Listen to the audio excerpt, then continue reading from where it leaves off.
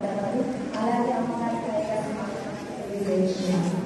ఈరోజు నేను బైబిల్లో నాయకురాలు రాయడానికి ఎవరికి అయినా మిరియాం గురించి కొన్ని విషయాలు మీద పంచుకోవడంలో ఆసక్తి ఉన్నాను. మిరియాము అనగా చేతులను విలువాడని అంటారు. తన జీవితం ద్వారా విశ్వాసులందరికీ మంచి మార్గాన్ని చూపించింది. అలాగే తిరుగుబాటు ద్వారా వ్యాధి తెచ్చింది. తర్వాత నేను దేవుని కృపను పొందుతుంది. ఈమెలో మంచి సింహనాల గురించి మీతో పంచుకుంటున్నాను. దేవుడిచే ఏర్పాటు చేయబడిన ఈ దేవుని ప్రజల్లో నడిపించి నాయకునికి సహకారమైన దైవభక్తి గల కుటుంబం నుంచి ఏర్పాటు చేయబడిన స్త్రీ. ప్రేమ కలిగిన సోదరి మోస చిన్న వీధిలో ఉన్నప్పుడు తన తమ్ముడిని సురక్షించుకొని సోదరి ఇదైతే గల కుమార్తె దైవభక్తి గల కుటుంబంలో పుట్టి పెరిగిన కుమార్తె. తన తల్లి మాతృకే చూపించిన బిడ్డ. జ్ఞానం కలిగిన స్త్రీ. ఇశ్రాయేలు ప్రజలందరిలో దేవుని వైపు ఆకర్షించబడి తోడ్పడిన స్త్రీ. ఈమె ప్రవర్తన దేవుని చేతిలో సాధనముగా వాడబడిన స్త్రీ. దేవుని సృష్టించి ఆరాధించి నాట్యమాడి నాయకురాలు. ధైర్యంగా మొదలు దేవుని తమ్ముల తాగాలకు ఆరాధించిన స్త్రీ. ఇవన్నీ చూసినారు దేవుని జీవన బలహీనత వలన పుష్టి వ్యాధికి గురైన స్త్రీ. ప్రియ సోదరి సోదర, నేను మిరియాము జీవితం ద్వారా పంచుకున్న విషయం ఏంటంటే మనలో ఉన్న మంచి లక్షణాలు అన్ని బలహీనత ద్వారా పోకూడదు. మనము కూడా మిరియాం లాగా బలహీనత దేవుని సన్నిధిలో వాటి విషయాలు ప్రారంభపడదామని దేవుని సంతోషపరిచే జరిగిద్దాము. థ్యాంక్ యూ ఫర్ ఇంతటి చక్కటి మాట్లాడించిన శ్రీలేఖకి థ్యాంక్స్ తెలియజేస్తున్నాను. అలాగే కొన్ని విషయాలు తెలియజేయడానికి అంకిత సిద్ధపడింది. వారికి సమయాన్ని అప్పగిస్తున్నాను.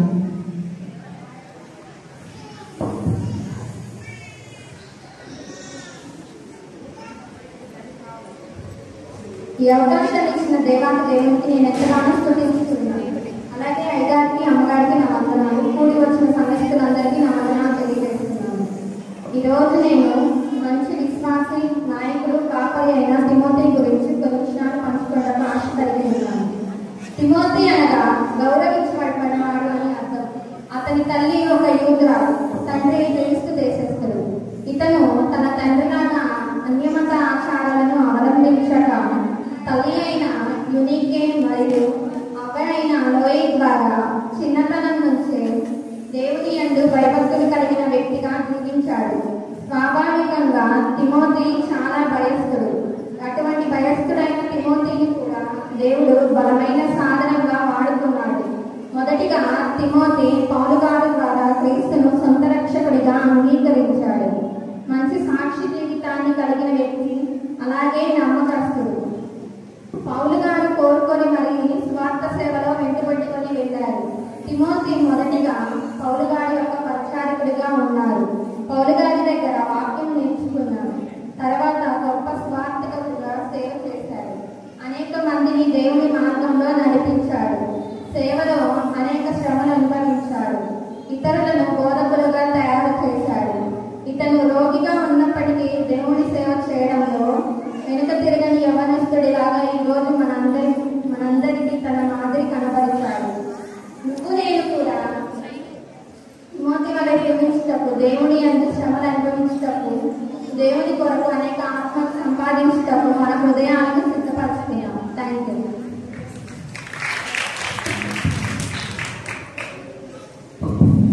చక్కటి మాటలు అందించిన అందితానికి థ్యాంక్స్ తెలియజేస్తున్నాను. ఈరోజు యూత్ సండే కాకుండా మరి ఒక ప్రత్యేకమైన ఆదేశం కూడా ఉంది. దాని గురించి తెలియజేయడానికి శ్రావణంగా మన మధ్యలో ఉన్నారు. ఈ సమయాన్ని శ్రావణంగా అప్పగిస్తున్నాను.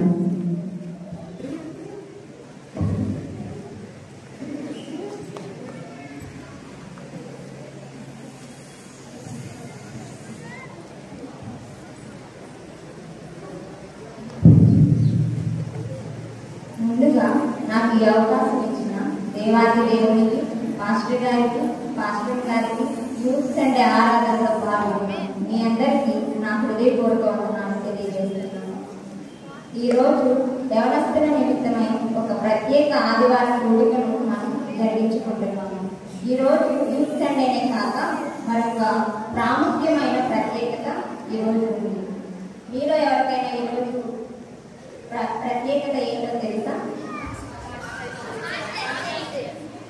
ఈరోజు ప్రత్యేకత ఏమిటంటే, ఎవరైతే మన కోసము, మన కుటుంబాల కోసము, మన సంఘక్షేమం కోసము, బలహీనుల కోసము, త్రోవ తప్పిన వారిని సరైన మార్గంలో నడిపించే సాధనాలుగా నిరంతరం శ్రమిస్తున్న మన దీన సేవకుల దినోత్సవం. అదే అంతర్జాతీయ సేవకుల దినోత్సవం. ఈ పాస్టర్స్ డేని ప్రతి సంవత్సరం అక్టోబర్ నెల 2వ ఆదివారం నాడు మనం జరుపుకుంటాము.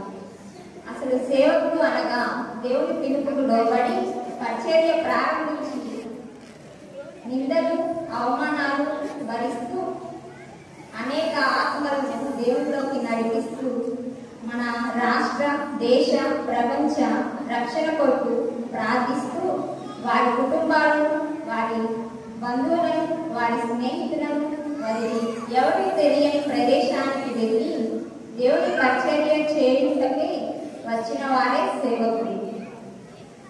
పాస్టర్ అనేది ఒక లాటిన్ వర్డ్. దీనికి ఇంగ్లీష్లో షెపర్డ్ లేదా ఫీడర్ అంటే తెలుగులో కాపరి లేదా పోషించేవాడు అని అర్థం. తెలుగు బైబిల్లో కాపరి అనే పదాన్ని వాడడం మనం చూస్తూ ఉంటాము. దేవుడు భూమి మీద ఉన్న ప్రతి ఒక్క మనిషిని ప్రేమించి వారిని తన యుద్ధకు నడిపించుకుంటూ ఎంచుకున్న వారే సేవకుడు. తన ప్రజలు పాపం చేసి పాతాళానికి జారకుండా వారి మార్గాలను సరిచేసి వారిని తిరిగి దేవుడి వైపు నడిపించుకున్నటకు ఏర్పరచుకున్న వారే సేవకులు. అయితే సేవకులు లేదా పాస్టర్ ఏ విధంగా తనకు అప్పగింపబడిన సంఘాన్ని లేదా ప్రజలను ఏ విధంగా దేవుని రాజ్యానికి వారసులుగా చేర్చాలి అనేది లేఖనాలు ఏం చెప్తున్నాయంటే, నేను ఒక 4 పాయింట్స్ ముందుంచాలని ఆశపడుతున్నాను. మొదటిగా కీర్తనలు 28వ అధ్యాయం 9వ వచనాన్ని చదువుతున్నాను.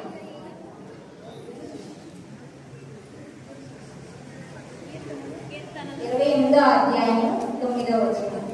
నీ జనులను రక్షింపుము, నీ స్వాస్థ్యమును ఆశీర్వదింపుము. వారికి కాపరివై నిత్యము వారిని ఉద్ధరించుము. ఇక్కడ బైబిల్ ఏం చెప్తుందంటే, ఒక కాపరి అయిన వారు చేయాల్సిన పని ఏమిటంటే, తనకు అప్పగింపబడిన సంఘాన్ని లేదా ప్రజలను ఏ విధంగా ఉద్ధరించాలి అని చెప్తుందంటే, ఇక్కడ ఉద్ధరించడం అంటే ఉన్నత స్థితికి తీసుకొని వెళ్ళడం. ఉన్నత స్థితి అంటే ఆర్థిక పరంగా ఉన్నత స్థితికి తీసుకొని వెళ్ళడం కాదు, కానీ ఉద్ధరించడం అంటే ఎవరైతే ఆత్మీయ జీవితంలో పడిపోయిన వారు ఉన్నారో వారిని లేవనెత్తడం, కృంగిపోయిన స్థితిలో ఉన్న వారిని బలపరచడం అని మనం చూస్తూ ఉన్నాము. ఫస్ట్గా కాపరి చేయాల్సిన పని ఏమిటంటే, తన సంఘాన్ని ఉద్ధరించేవారుగా ఉండాలి. రెండవదిగా చూసుకున్నట్టయితే ఎస్కేల్ గ్రంథము 34వ అధ్యాయము 23వ వచనాన్ని చదువుతున్నాం. వాటిని మేపుటకై నేను నా సేవకుడైన దావీదును వాటి మీద కాపరిగా నియమించెదను. అతడు వాటికి కాపరిగా ఉండి వాటిని మేపును. కాపరి చేయాల్సిన మరో పని ఏమిటంటే, తనకు అప్పగింపబడిన మందను మేపాలి. అంటే తనకు అప్పగించబడిన ప్రజలను ఆత్మీయ ఆహారం పెడుతూ వారిని పోషించాలి అని మనం చూస్తూ ఉన్నాము. ఆత్మీయ ఆహారము అనగా జీవవాక్యము. జీవవాక్యము ద్వారా నశించిపోతున్న అనేక ఆత్మలను కాపరి అయిన వాడు రక్షించాలి లేదా పోషించాలి అని మనం చూస్తూ ఉన్నాము. ఫస్ట్ పాయింట్ వచ్చేసి, సంఘ కాపరి అయిన వారు తన సంఘాన్ని ఉద్ధరించేవారుగా ఉండాలి. రెండోదిగా వచ్చేసి, కాపరి అయిన వారు తన సంఘాన్ని పోషించేవారుగా లేదా మేపేవారుగా ఉండాలని మనం చూస్తూ ఉన్నాము. మూడోదిగా చూసుకున్నట్లయితే జకర్యా గ్రంథము 9వ అధ్యాయము 16వ వచనాన్ని చదువుతున్నాం. నా జనులు యెహోవా దేశములో కిరీటమందలి రత్నము వలె ఉన్నారు కనుక కాపరి తన మందను రక్షించినట్లు వారి దేవుడైన యెహోవా ఆ దినమున వారిని రక్షించును. ఏమిటంటే తన మందను రక్షించాలి. అంటే ఈ లోకంలో మనం జీవిస్తున్నప్పుడు మనకి అనేక శ్రమలు, కష్టాలు, ఇబ్బందులు ఎదురవుతా ఉన్నాయి. ఇటువంటి సమయంలో సంఘంలోని ప్రజలు చెదిరిపోతూ ఉంటారు. అటువంటి సమయంలో కాపరి అయిన వారు మెలకు కలిగి ఏ ఆత్మ ఏ పరిస్థితుల్లో ఉందా అనేది గ్రహించి ప్రార్థన, వాక్యాన్ని ఆయుధంగా చేసుకొని వాడిని రక్షించాలి. ఇక్కడ ఆత్మను ఏ విధంగా రక్షించాలి అని మనం చూసినట్లయితే కాపరి అయిన వారు మొదటిగా నశించిపోతున్న ఆత్మను వెతకాలి. రెండోదిగా కాపరి అయిన వారు చెదిరిపోయిన ఆత్మలను వెతకాలి. మూడోదిగా కాపరి అయిన వారు విరిగిపోయిన ఆత్మను బాగు చేయాలి. ఈ విధంగా కాపరి అయిన వారు తన యొక్క సంఘాన్ని లేదా తన యొక్క మందను తాను రక్షించుకోవాలి. నాలుగవదిగా చూసినట్లయితే యోహాను సువార్త 10వ అధ్యాయము 11వ వచనాన్ని చదువుతున్నాం.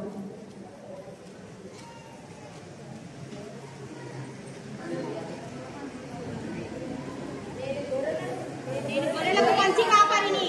నేను గొర్రెలకు మంచి కాపరి. మంచి కాపరి గొర్రెల కొరకు తన ప్రాణము పెట్టెను. మంచి కాపరి గొర్రెల కొరకు తన ప్రాణము పెట్టెను. ఇక చివరిగా కాపరి యొక్క పని లేదా బాధ్యత ఏంటంటే తనకు అప్పగించబడిన తన ప్రజల కోసం ప్రాణం పెట్టాల్సి వస్తే తన ప్రాణాన్ని సైతం పెట్టాలని ఇక్కడ వాక్యంలో చెప్తూ ఉంది.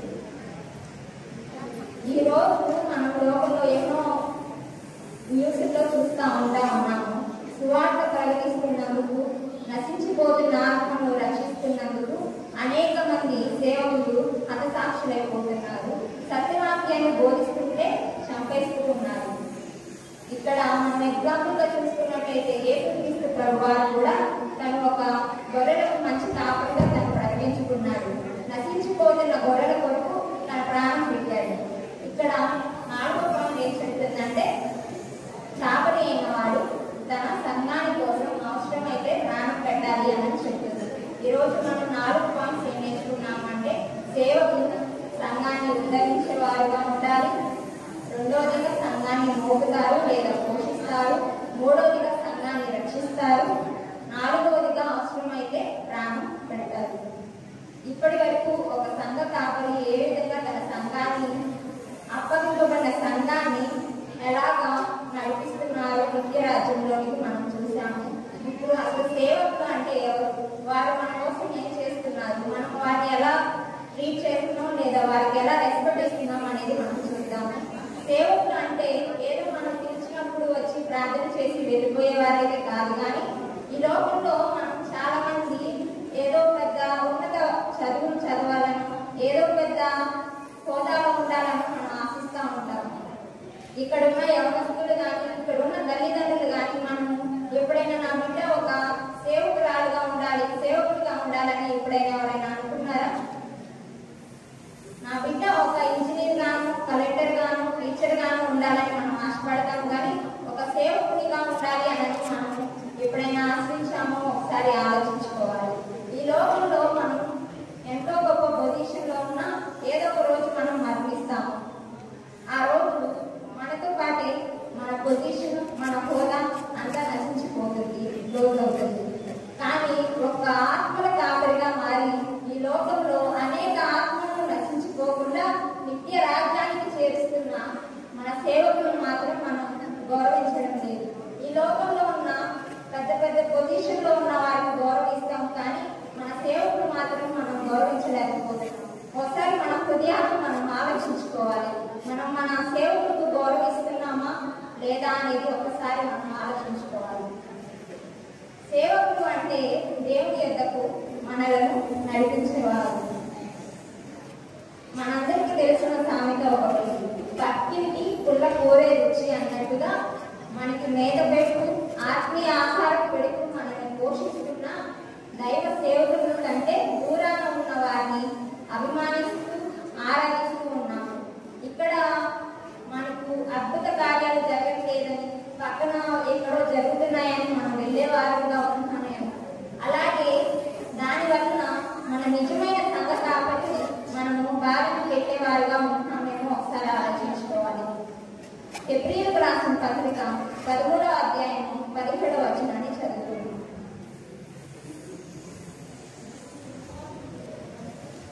మీ పైన నాయకులుగా ఉన్నవారు లెక్క అప్పచెప్పవలసిన వారి వలె మీ ఆత్మలను కాయిస్తున్నారు. వారు దుఃఖముతో ఆ పని చేసిన ఎడల మీకు నిష్ప్రయోజనం కనుక దుఃఖముతో కాక ఆనందంతో చేయనట్లు వారి మాట విని వారికి లోబడి ఉన్నది. మన పైన నాయకులుగా ఉన్న మన సేవకులు లెక్క అప్పచెప్పవలసిన వారై ఉన్నారు. వారు దుఃఖముతో కాక ఆనందంతో ఆ పని చేయలాగున వారందరికీ మనము లోబడి ఉండాలని యూత్ సండే రోజున నేను విజ్ఞప్తి చేస్తున్నాను. అలాగే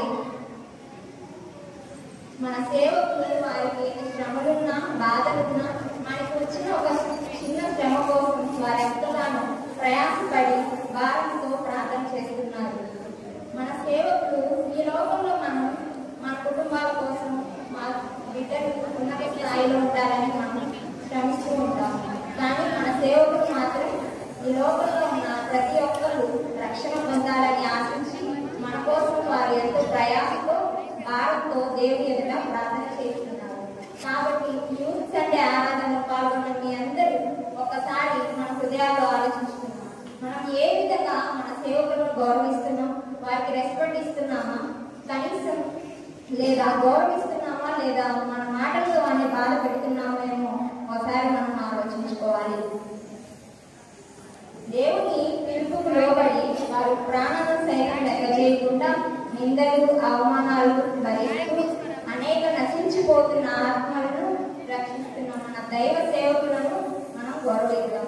ఈ రోజు యూత్ సండే రోజున నేను చెప్పేది ఏమిటంటే మన యొక్క యజమానులుగా ఉన్న మన యొక్క సేవకులను మనం గౌరవించాలని నేను చెబుతున్నాను. అదేవిధంగా ఈరోజు మన సంఘంలో ఈ సేవకుల దినోత్సవాన్ని జరుపుకోవడం చాలా సంతోషకరం. మా యవనస్తులందరి పక్షంగా మా దైవజనుల కోసం ఒక చిరు ప్రదర్శన చేయటకు మేము సిద్ధంగా ఉన్నాము. Thank you. ఈ అవకాశం ఇచ్చిన దేవాది దేవుడికి, పాస్టర్ గారికి,